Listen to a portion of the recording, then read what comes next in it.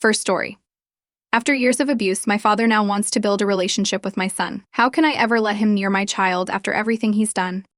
Abusive alcoholic father, who never attended my wedding, insulted my husband, and threatened to kidnap my son, demands I let him build a relationship with my son. My delusional mom took his side and accused me of using my baby as leverage on them. So I got my father arrested and went NC with my mom. Now she has lost her second daughter too. I, 29F, and husband 32, just welcomed our fourth and last son 2 months ago. My husband and I decided we'd throw a baby shower, as this was going to be our last child. And we only had one baby shower for our oldest soon. My mother and I had always been close. I'm the oldest of 4 siblings growing up. My father was an over-the-road truck driver, so I helped raise my younger siblings. My parents only live 5 minutes up the road from my husband and me. My mother helps out quite a bit with my boys, since she is so close and my in-laws live in a different state. As the baby shower day was approaching, my mother helped set up everything at my home, decorations, etc., while I prepped food, desserts, and drinks.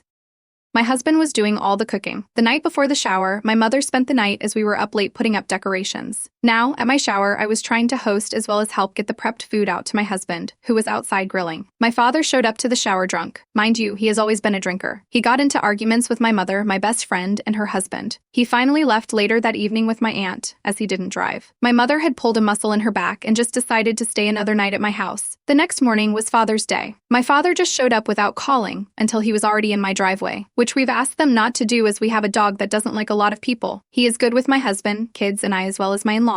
He was still drunk, wearing the same clothes he was wearing in the shower. He got mad that my mother was in pain and couldn't move, blamed everything on me, saying it was because she helped decorate my home. That night, it went so bad that my sister 22, who still lived at home, packed some of her belongings and her dog to come to my house. She has been staying with us since. She even made arrangements to move out of state in a couple of weeks. Over the next week, my father was drunk and did nothing but harass my mother, my husband, my sister, and me because my mother refused to go home because of how he was acting. He would say awful things to me, to my husband. One minute, he would say that he liked my husband, and then he'd say that my husband was a puss. I was awful, that my husband deserved better than me. He should leave me while he had the chance, that I trapped my husband. My husband and I have been together almost 8 years, married for 1, and have 4 children together. There was no trapping at all. It would go on all day from 7 a.m. to 4 a.m. the next day for the whole week. It got so bad that my mother told me to take her car into town to do something for my sister and then run to the gas station. As I was pulling into a parking spot at the gas station, my father's new truck pulled up next to me. I immediately locked the door because I didn't know how this interaction would go. He couldn't see that it was me right away because of the tinted windows. Once he realized it was me, he started yelling at me, saying that I was the cause of his divorce. No one was talking about divorce but him, that he was going to call the cops on me for stealing his car, and so on and so forth. He even tried to open the door and get me out of the car. I was 2 days away from giving birth. He eventually left. I called my husband and told him what happened. He told me to call the police and make a report, so I did. 2 days later, my husband and I are getting ready to go to the hospital to have our son. My father messaged me to say good luck, and he loves me. Prior to us going into the hospital, my husband and I decided that the first day we weren't going to have any visitors, so we could enjoy that first day with our last baby. Hours after my C-section, my husband starts to get messages from my father saying that he was coming to the hospital. I immediately had my husband tell the nurses that we weren't having visitors. This made my father mad as he sent us voicemails and texts about how we can't keep our son from him, and he was going to sue us for grandparents' rights. That is not a thing in the state of Florida. While I'm in the hospital after having our son, I got awful scary messages about how he was doing drugs and he won the Powerball. He even went as far as offering to buy my older 2 sons, and then said he was going to clone them. He never really cared for my other son. He only cared about my oldest. As the day went on, I'm still in the hospital getting newborn photos done for my son, and I'm getting messages and calls from a lot of family and family friends, asking what was going on as I told them I was in the hospital after having my son. That afternoon resulted in my father being arrested and being pitted on a 72 psych hold. Every day leading up to this, my mother said that she was going to finally leave him, etc. When the police told him, he told my mother that if she wanted to leave, now was her chance. She had 72 hours. But she decided to stay. So needless to say, my sister and I weren't very happy by her decision, but that's issue. She said that nothing would change our relationship, but since then, she has only seen our son a handful of times. He is now 2.5 months old. Every time we do talk, she talks about my father being in awe, seeing a therapist, going to church, and being sober. Honestly, I don't care. He has done too much damage. This isn't the first time he has gotten out of control. But this time was the worst. My oldest is turning 6 this week. She texted me on Sunday, asking if she and my father could take my son out after church, so they could get him a birthday gift that he would like. My husband and I both agreed that wasn't going to happen. I just told her no. Then she got angry with me, saying that she never kept my siblings and me from my grandparents, They never really got along with each other, that I was using my children as pawns, that she doesn't deserve what I was dishing out, and that she would cut contact with me. I don't want to lose my mother. But she just expects me to forgive and forget everything my father did over that week. He took last experiences from me that I'll never get back. How do I just move past that? This always isn't the first time I cut contact with them. Last March 2022, things got heated so badly to the point that I got married without them. Eventually, we always work it out, but this time just feels different. The things that were said and done by my father went just too far. So, Ada, relevant comments. Sinus Bastien ta ist dein mom's choice to stay with your alcoholic dad. It's your choice to keep your children away from him. Your parents sound very toxic.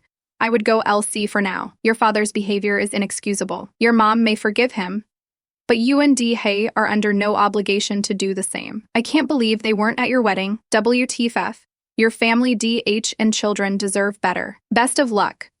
I told her that it was her choice not to be around my boys. Her response was that she's never been able to make her own decisions, which is BS. They weren't at my wedding because my mother went against my wishes about bringing my children around my brother 27, who has done nothing but lie, steal, and cause trouble for our family since his teen years. I found out that she brought my oldest around him. She lied about it, which upset me even more. Of course. That time when I said we were going to have no contact for a while, my father harassed us for weeks and finally said I was no longer his daughter, so we decided to go too and get married. That's why they weren't there. But in-laws were, and they took us out to dinner that night with my best friend, her husband, and their daughter. To this day, my parents don't know that they were there. It would kill my mother to know that. They didn't find out we were married until a couple of weeks later, when we reconciled. OP is voted N tia they update. 4 months later, since my last post, my sister has moved out of the state and is doing well for herself. I couldn't be more proud of her. I wish I could say things have gotten better with our mother, but it has not. At the time that sister decided to move, not many people knew she was actually moving out of state. Once, my mother found out it was my fault. You probably ask how it's my fault, but that's just how things went in my life growing up. All of the family's problems were put on me. I've just become used to it. We went through my son turning 6 and Thanksgiving without a word from our mother. She would talk to me occasionally when it was convenient for her. After Thanksgiving is where things took another turn. Our brother 18, who still lives at home, told my sister that my parents were talking about moving to Virginia, which is where my sister lives now. I know what you're probably thinking, it's a big state. Yes, that's correct. During our childhood, our parents talked about how if they moved out of Florida, they would want to go to Virginia and the areas surrounding Virginia Tech, which is where my sister is. Being the oldest, my sister called me, asking if it was true. She asked me if I would find out. I went to talk to my mother, and she proceeded to tell me my brother was only hearing parts of the conversation, which I figured. The conversation took a 180 degrees from there as to how entitled my sister was. After that, it went into how she deserves to have her family back together, and how we've broken our father because we don't want to speak to him. How I'm keeping my boys away from them is killing the two of them because it's the only leverage I have. I have never once told her that she could come to my house to see them. She just chooses not to come because of my father. She went on to say that she feels like she's having supervised visitation, and in return I asked her where she would like me to go since it was my home. She has always been great at playing the victim, pity party, and blaming others for her actions. My son's 6 even went as far as inviting her to his t-ball practice. She didn't show because I didn't want my father around my kids. I never realized how good she was until I got much older. Eventually, I was able to see everything once I took a step back and was raising my own family. During 2017, we welcomed our son, who has a serious heart condition. Going through that time, I suffered severely with postpartum depression, as well as having issues with Mill, and finding out we were expecting baby number 2. It was a lot. My mother said if we moved back to Florida, she'd help with the kids since I helped raise my siblings. Little did I know at the time it would come with strings attached. After moving out of my Mill home, we've had a great relationship. When I stopped asking for help from my mother, unless I had no other options, it turned into me keeping my boys from her. Her manipulation that continued until now. She says now that I have to live with the decision to keep my boys from them, and that eventually my boys will come to resent our parenting decisions. A month after we moved back to Florida in 2018, things went south with my father, and he was arrested. We eventually recovered. It was at this time that my husband and I decided that we would move back up north once we handled a few big financial commitments. My parents weren't happy about the situation. Finally, my sister stopped drinking the Kool-Aid and saw things for how they truly were. As it sits now, my mother didn't wish my son 6 in September and 2 in December a happy birthday. No happy Thanksgiving or Merry Christmas to my sister and me. In her eyes, we have become cruel and more vindictive as we've gotten older, which isn't that case. We are just done playing the childish games that she loves to play. Thankfully, I have great in-laws. Through the family issues my sister and I have dealt with in the past 6 months, My in-laws have accepted my sister more than before, which would kill my even more to know. She always had an issue with my in-laws. She felt that my mill was trying to replace her, not the case. I think she is always jealous of the relationship I have with my in-laws because she didn't have a great one with hers. It always turned into a competition between my parents and in-law, which my parents created themselves. My in-laws are two-income households when my parents are one. My parents always felt that my in-laws thought they were better than my parents. Again, not the case. My in-laws have the financial means to spoil my boys a little bit more, whether it be my clothes throughout the year, toys, or activities that my mill can do with them while she visits or joining us on outings, theme parks, or zoos in Florida. My in-laws don't like the way they've seen me be treated by my parents in the last 8 years and don't understand how a mother and father can treat and say cruel things to their child. I'm trying to break the generational trauma cycle, which also bugs my parents. They see it as they've done a horrible parenting job, no, completely wrong. And I think I'm a better parent than them, again, turning into a competition. It turns out that family isn't always blood. In some cases, family is the one you create. It's my sister and I against the world now. We only have each other, the others we consider family, and the families we've created. This past holiday was hard for me since it's the first one I've had without my parents and siblings in some regard. I guess it's better to do this now while my boys are young, so they don't have to deal with it as much as I had to. Thank you for everyone's advice. It's been tough cutting out my mother since. For the longest time, she was my best friend until I met my husband. It was time to cut the toxicity out of my life. 29 years was too long to be in that situation. Now comes the healing process. Thank you all again. Hopefully, there will be no more updates. Relevant comments Kikivi 612. Your mom is an enabler. But that doesn't mean you and your sisters have to be. She's using guilt and manipulation to keep you guys under her thumb. She can do that. But look where it's gotten her. All of her children want nothing to do with her. It's not because of her, though.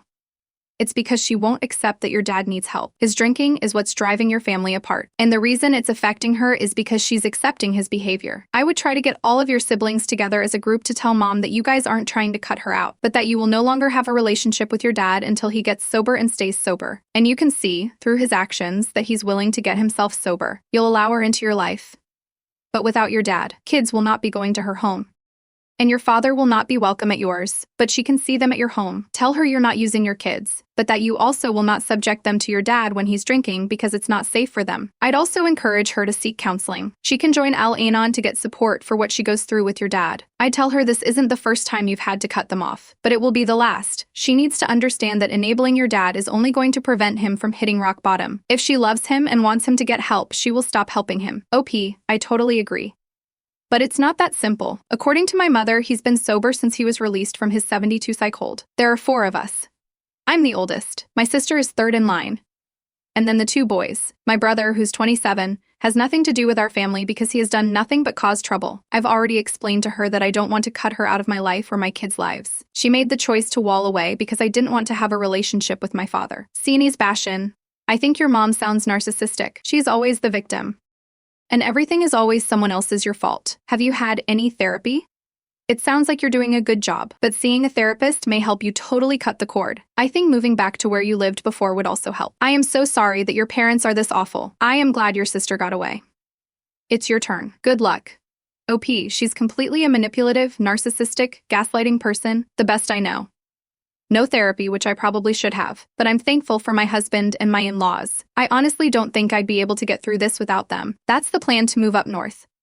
My in-laws want to leave Connecticut since they are close to retiring. They'll move where we move, and we'll live on our own compound. It was easier for my sister to get out. She has no ties to Florida. No kids, no boyfriend at the time, and she was hired at a job before she even left the state of Florida. Thank you. Second story. OP broke his co-worker's nose after he caught him cheating with his wife, then kicked his wife out of their house, not listening to her blame-shifting or manipulations, and gathered a buttload of evidence to destroy them in court. So to start off, I don't really like using platforms like this, but I need to let this out and vent somehow, so here I go.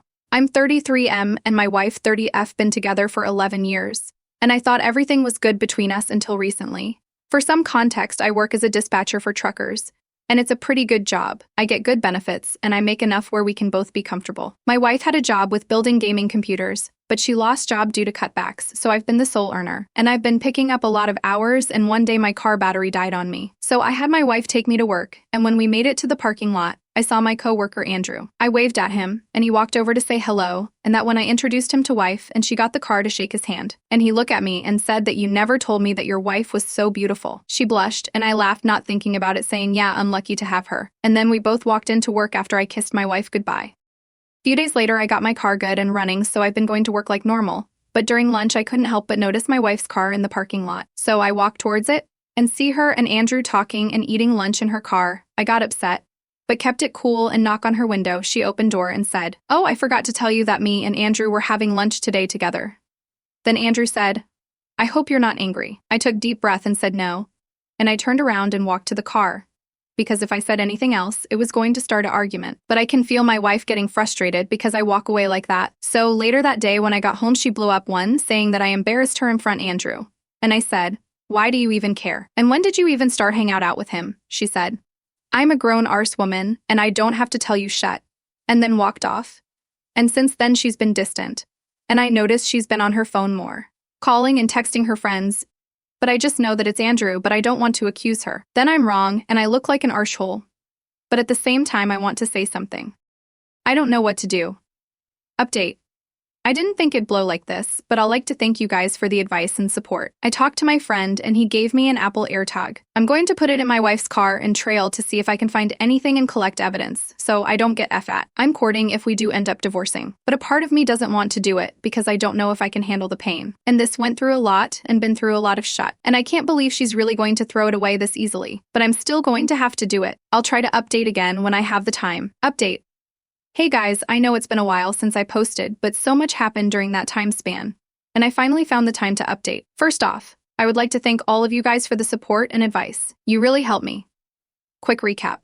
So my wife has been hanging out with my coworker Andrew without telling me. And when I found out, she basically started getting distant from me. So I suspected that she's been cheating on me with him. When I started to suspect it, my friend gave me his airdrop. And I hid it in my wife's car and followed her. She told me that she was going to see a friend, but I didn't believe it. So I followed her in my friend's car to make sure she couldn't spot me. And after a 20-minute drive, she drove up to a hotel. I'm not gonna lie, I felt sick and my heart kept pounding. I was really hoping that I was wrong and she was seeing a friend. But instead I saw Andrew waving at my girlfriend. And then I heard her running and jumping on this guy and kissing him. I was so hurt and angry. I wanted to get out and beat Andrew arse and tell my wife to get all of her shit out of the house. But I didn't. Instead, I took out my phone and took some pictures and drove off when I saw them walk in the hotel. I went home and cried, screamed, yelled, and punched a hole in the wall. I was feeling too many emotions at once. I called my friend and came over.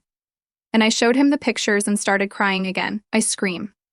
11 years down the effing drain. My friend gave me a hug and told me to get a lawyer and to keep stacking up evidence against her. I didn't know if I could keep up the face anymore, but I told my friend I'd try. So during these past weeks, I've been stacking up evidence and keeping my distance. I've seen them go to restaurants, movies, and hotels, and every time it hurt, but I tough it out. And she always told me she was going out with her friends or family, but I never called her and said okay. I thought I could keep it up for at least a few more days, especially because the lawyer I'm seeing says that I have more than enough evidence to make sure I win and keep everything when we divorce. But I think I messed up yesterday. Yesterday was my birthday. And I wasn't really feeling it. My wife didn't even tell me happy birthday, but her parents did. And when I went to work, my coworkers got me a cake and some gifts. I tried holding back the tears because for a moment I forgot about everything, at least until I saw Andrew. He got me a gift, and I faked a smile and said thank you. And when I opened it, it was the comic Batman, Death of the Family.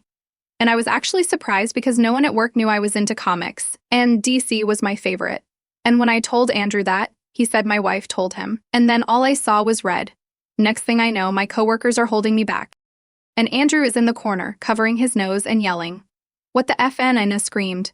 "I know you've been effing my wife." Everyone got silent and looked at Andrew, and he tried explaining it to me. But I didn't care. All I wanted to do was beat his arse until he stopped moving. But then my boss came in and sent Andrew home and took me into his office. And I told him everything and showed him some of the pictures. He apologized to me and gave me some time off to sort everything. And he will deal with Andrew. Shit really went south when I got home and my wife was waiting. And she blew up on saying that I was wrong for doing that to Andrew. And that she talked him out of pressing charges for hitting him and kept yelling and yelling, saying, "Andrew makes me feel like a real woman and treats me right and knows how to make me feel special." And I finally pop and just yell, "I don't give a F." She looked surprised and went silent. And I kept going, saying, "If he makes you feel special, go live with him and have him support you because I'm done." And then she had the nerve to cry and say that she's sorry. Plus, she tried saying how Andrew caught her at a moment of weakness. But I just took a deep breath and told her to get a lawyer because we're getting a divorce. And she really tried to apologize and said that she can't afford one and that we need to work on us. But I just looked at her and told her to pack up. And she kept crying and begging. but I just got her suitcase and called her sister to come pick her up. But she locked herself in the bathroom, saying she wouldn't come out until I was willing to work things out with her. I kept telling her that I didn't want to work anything out, and we needed space because when I see her, I feel angry and hurt. And she finally got out and apologized. And then she packed her shut and waited outside for her sister. And now I'm finally in the house alone, and I can't stop crying. I feel so many things, and I just don't know anymore. I'm going to see my lawyer tomorrow, and sorry if I was all over the place with my post. I'm just feeling horrible and emotional, but I am planning on seeing a therapist soon. I'll definitely update everyone once all this blows over. I would like to thank everyone again for the advice and support. Thank you for watching the video. If you are interested in listening to these kinds of stories, we've got more in store for you. Simply subscribe to our channel, hit the like button, and share it with your friends.